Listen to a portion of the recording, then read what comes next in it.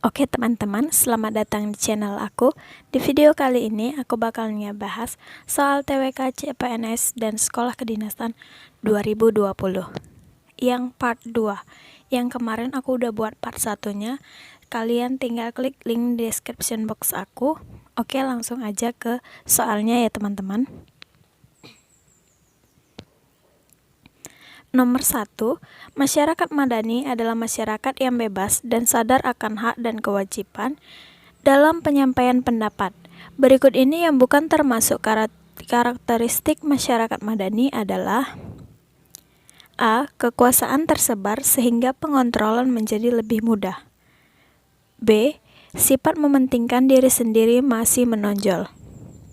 C. Kepentingan individu dan negara ada penyalurnya. D. Kreativitas masyarakat lebih terekspor.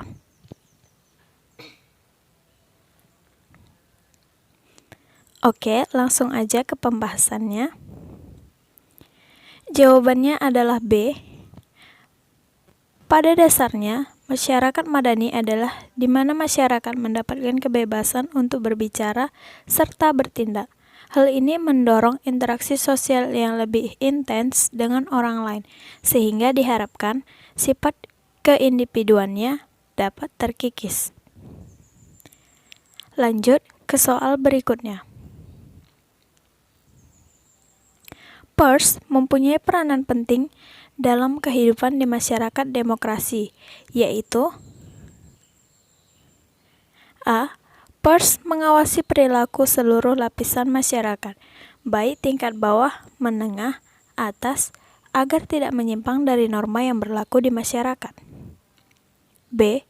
Pers dapat bebas dari tindakan pelarangan penyiaran. C. Adanya pers mendorong masyarakat untuk mengeluarkan pendapat. D. Adanya pers membantu menyelesaikan masyarakat. Oke, langsung aja ke pembahasannya. Jawabannya adalah A. Pers berfungsi sebagai kontrol sosial, yaitu perannya untuk mengawasi seluruh lapisan masyarakat. Diharapkan dengan adanya kontrol sosial, ini segala bentuk penyimpangan dapat diminimalkan. Lanjut ke soal berikutnya. Masyarakat madani mempunyai kebebasan untuk menyuarakan suaranya, namun tetap bertanggung jawab.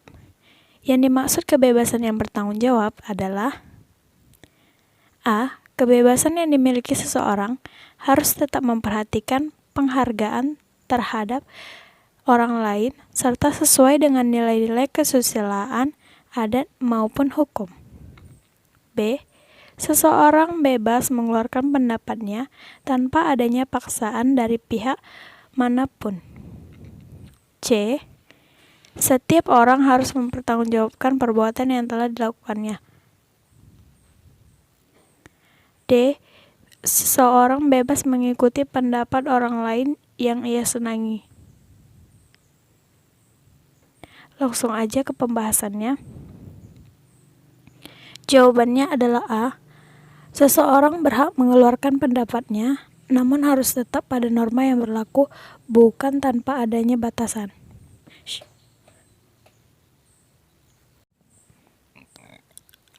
Lanjut ke soal berikutnya. Pemerintah berdasarkan sistem konstitusi atau hukum dasar tidak bersifat absolutisme. Apa yang dimaksud dengan absolutisme? Yang A. Kekuasaan yang tidak terbatas. B. Kekuasaan yang terbatas. C. Kekuasaan yang sangat terbatas. D. Kekuasaan yang tidak tak terbatas. Kita langsung aja ke pembahasannya. Jawabannya A. Pemerintahan berdasarkan sistem konstitusi atau hukum dasar tidak bersifat absolutisme, artinya kekuasaan tidak terbatas. Lanjut ke soal berikutnya.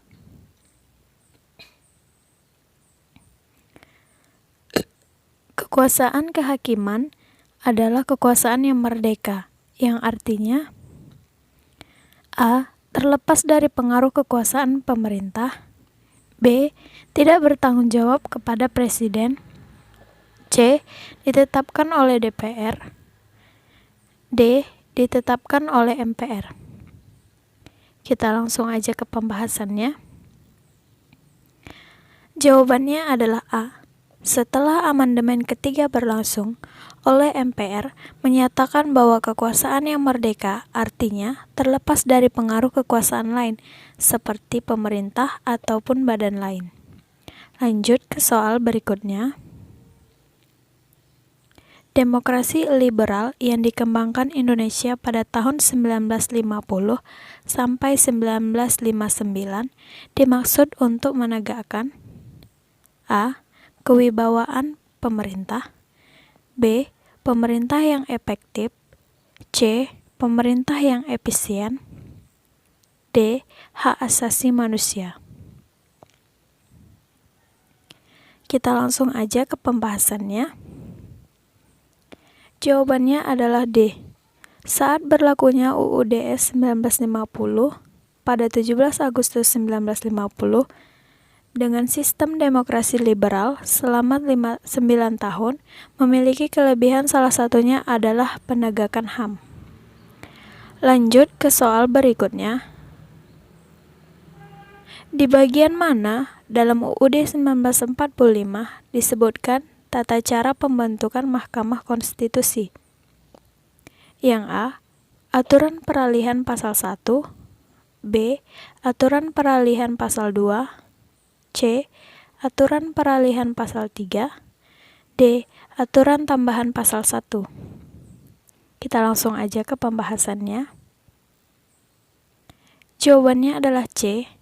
Tata cara pembentukan Mahkamah Konstitusi diatur dalam UUD 1945 dalam aturan pasal peralihan 3 yang berbunyi Mahkamah Konstitusi dibentuk selambat-lambatnya 17 Agustus 2003 dan sebelum dibentuk segala kewenangannya dilakukan oleh Mahkamah Agung. Lanjut ke soal berikutnya.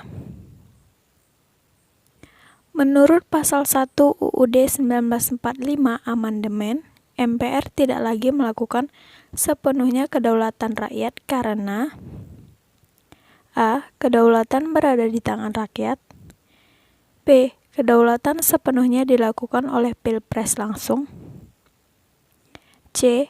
Kedaulatan berada di tangan Mahkamah Konstitusi. D. Kedaulatan berada di tangan DPR. Kita langsung aja ke pembahasannya. Jawabannya adalah A. Menurut pasal 1 UUD 1945 amandemen berbunyi kedaulatan berada di tangan rakyat dan dilaksanakan menurut Undang-Undang Dasar.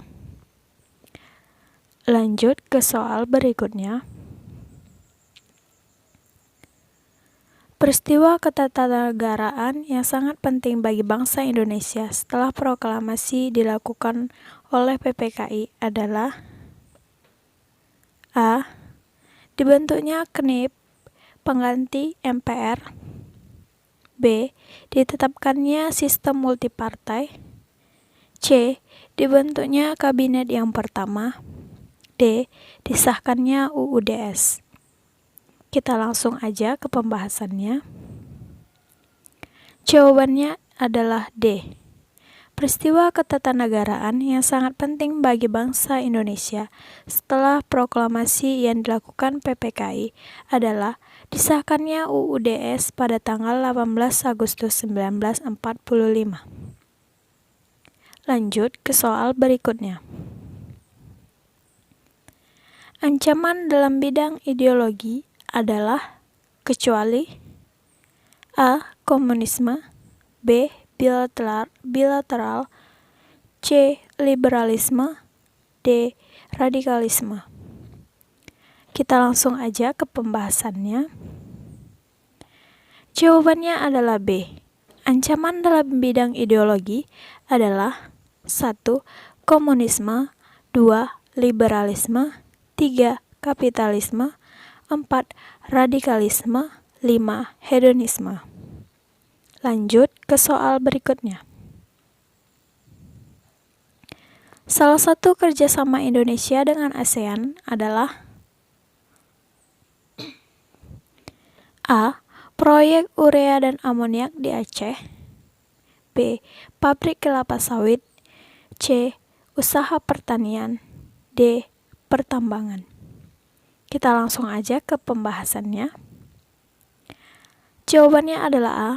Salah satu kerjasama Indonesia dengan ASEAN adalah proyek urea dan amoniak di Aceh. Lanjut ke soal berikutnya. Partai Nasional Indonesia atau sering disingkat PNI adalah salah satu partai dengan gerakan nasionalisme pada masa perjuangan kemerdekaan. Didirikan pada tahun A. 1926, B. 1927, C. 1928, D. 1929. Kita langsung aja ke pembahasannya. Jawabannya adalah B.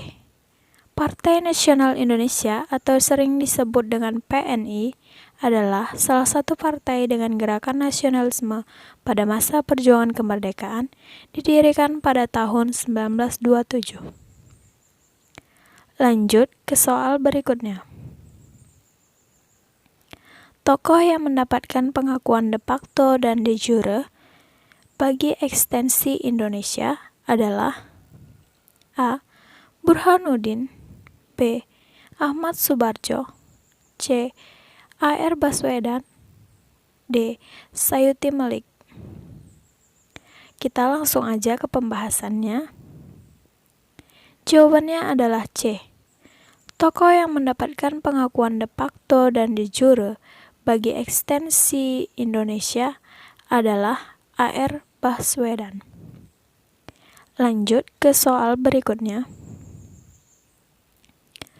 Fungsi bahasa Indonesia sebagai bahasa nasional adalah kecuali sebagai identitas nasional, B. Kebanggaan bangsa, C. Alat bantu memahami, D. Alat komunikasi.